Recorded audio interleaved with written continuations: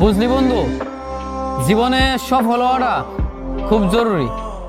কারণ সবসময় দেখলাম পরিবারের মানুষ থেকে শুরু করে আত্মীয় স্বজন, ভাই ব্রাদার সবার কাছেই সফল না হইলে কোনো দাম নাই।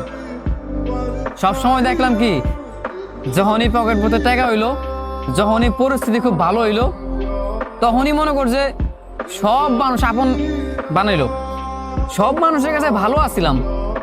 কিন্তু যেই দেখলাম পকেটটা শূন্য, প্রতিষ্ঠিত হইতে পারলাম না, নিজের এখনো সাকসেস হইতে পারলাম না, সব জায়গায় যখন ব্যর্থ দেখলাম, সেই মুহূর্তে দেখলাম যে পরিবারের মানুষ থেকে শুরু কইরা ভাই ব্রাদার, বন্ধু বান্ধব, সব মানুষই, সবার কাছে আমি পর।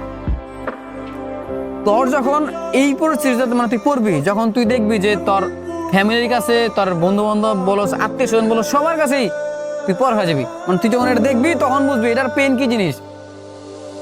মনে কর ভাই, সফল না হইতে পারলে কোনো জায়গায় দাম নাই। আর পুরুষ মানুষ তো, পুরুষ মানুষের আরো আগে দাম নাই।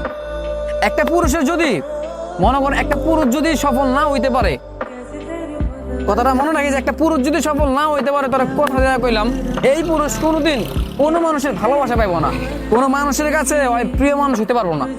কারণ কেন জানোস? কারণ পুরুষের টাকা নাই। পুরুষের টাকা হইব, পুরুষের সব হইব। শখের নারীর কথা কস, তাই না?